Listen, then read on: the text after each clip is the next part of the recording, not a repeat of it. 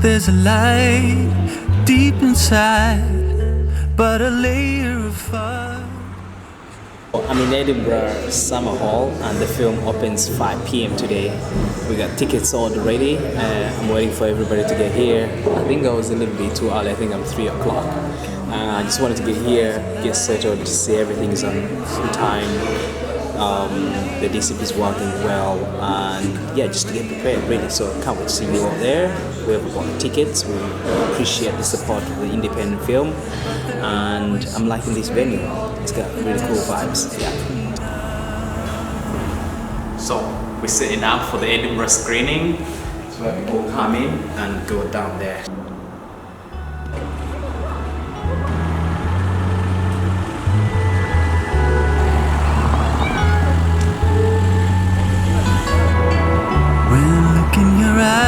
There's a light deep inside, but a layer of fog is covering it up.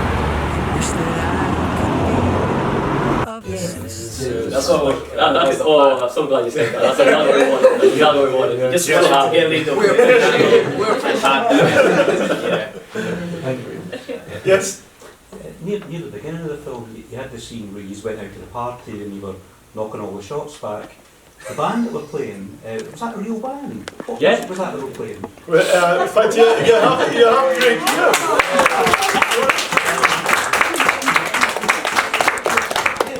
band. It's for the band, Craig. And it was the original song, wasn't it? Yeah, it's one of my tracks called Ain't What It Seems.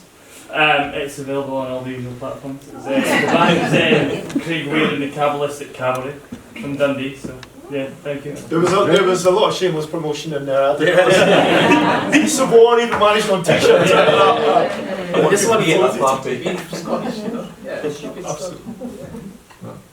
Yes. See at the end of the hospital where they're in the cells. So what's it? The where was that film? Where was the where were the was that real cells? Was that a real prison? It's a place called Auckland Street in Glasgow. It used to be cells like in the 90s, but they've turned into a community center. But upstairs there's some abandoned cells, and they told us, but at night it's actually haunted, so we have to shoot. So imagine on day one of filming you're told that. So I was checking the time. Hey guys, let's shoot it. Black people, we don't like ghosts. So I need to you gotta get the text. That's why I left Lewis to do some of those things. You don't know. I was like, Lewis, you know what we talked about. You should go and get a shot, you know. Yeah, but yeah, it's an actual cell that is abandoned. They leave it for filming because BBC films there. It's got that sort of design, the way like prisoners used to scratch on the wall. It sells the look of the prison, so I thought, why not use that? Brilliant. Yeah. It's not pleasant. I have to ask, what's next for this film? Because I mean, we're all agree it's a brilliant film. You know, it deserves to be seen as widely as it can. What's the big plan for this movie? So we've just left Sweden, so it's going to show in Aberdeen. We've collaborated with the Aberdeen University. They're going to show it during Black History Month. It's also going to show during Scottish Mental Health Arts Festival, and the Scottish Borders going to be showing Scottish Borders. And we're going to Denmark, Norway. These are all confirmed places that it's going to show. Texas, Rwanda. Texas, Rwanda as well. Rwanda as well. So, and then we've got some streaming platforms that are interested in the film. Well, I've seen the film already, so I can't talk about it yet. Fantastic. Yeah. It's coming to Netflix. No. But yeah, we're just putting it through in a few festivals and also showing it in independent cinemas. You know, we're not doing a theatrical release because we don't have a distributor, but we're trying to work with independent cinemas to screen them in different parts of the world. But we open to anybody who wants to support in any way or showcase it in any way.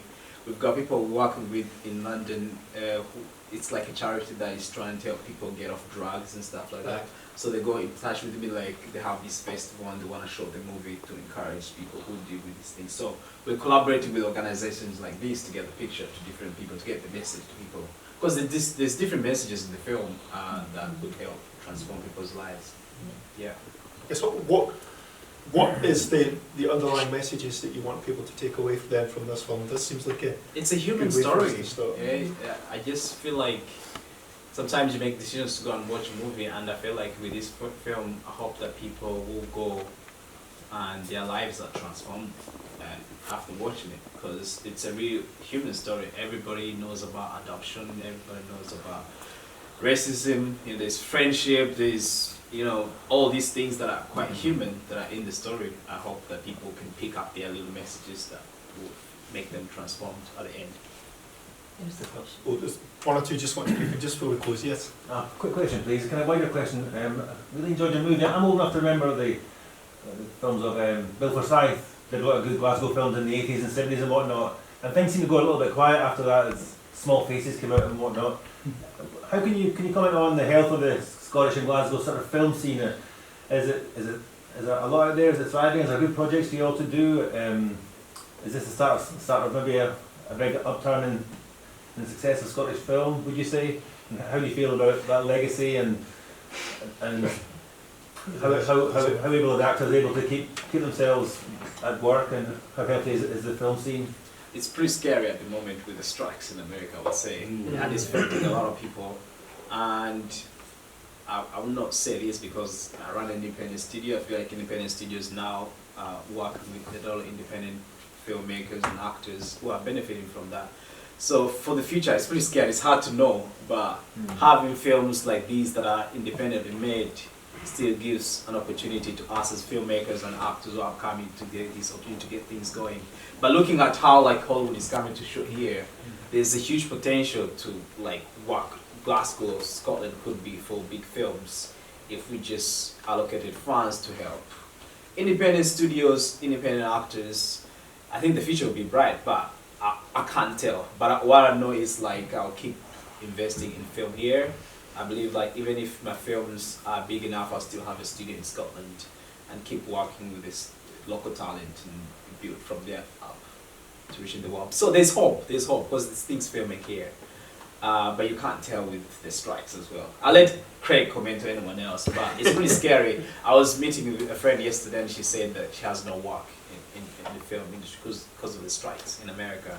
And she was telling me about how this friend of hers, this actor who's quite famous on The Rig, the one on Amazon, she had stopped filming until they raised her fees, and now they agreed with the agreement, but she's back to filming, but the whole production had stopped because they're not paying her. So imagine those are the top actors. Imagine now people who are upcoming.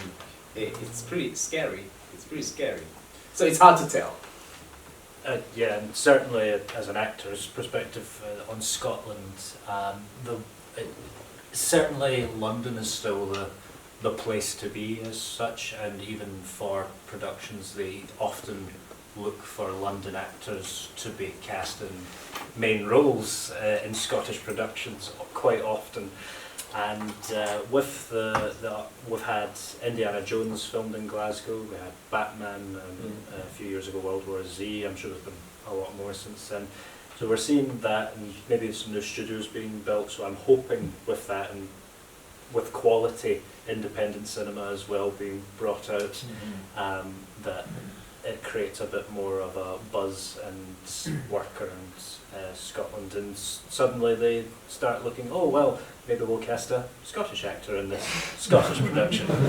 That might be cool. And hence that's why it's important for independent studios to create these films, because you don't know who's watching what's up there, and now they can see Scottish actors in action and they're able to hide it. But if we have people like yourselves who come to support independent films, that helps us to keep creating.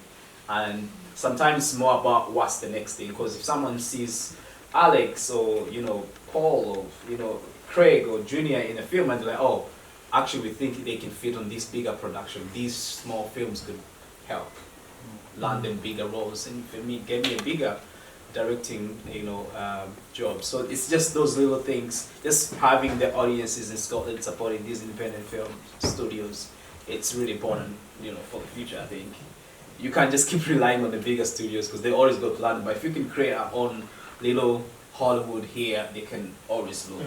Well, there's been a lot of talk of investment in Edinburgh from the Sean Connery Bond film studios and things, so hopefully there will be hope for the future of filming.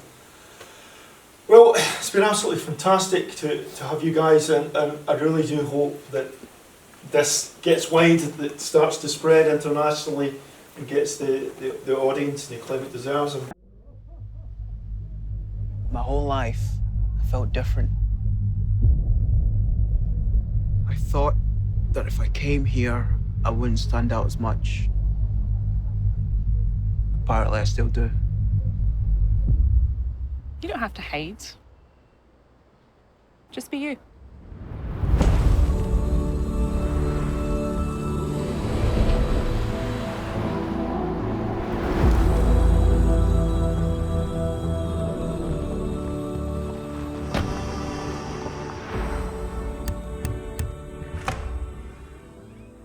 Michael, meet our new roommate.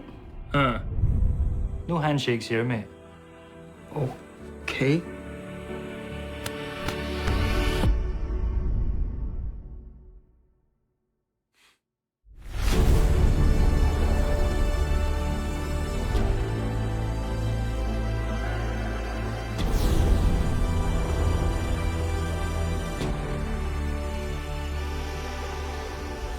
You read newspapers? Yes? Man, what century are you from?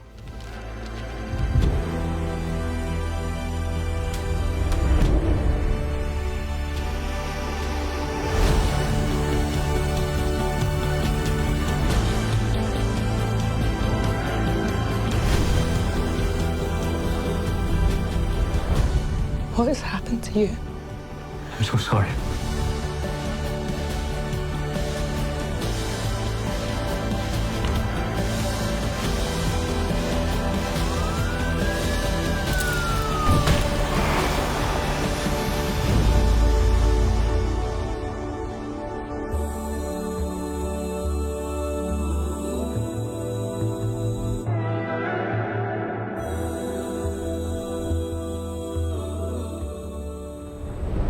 Alex, what's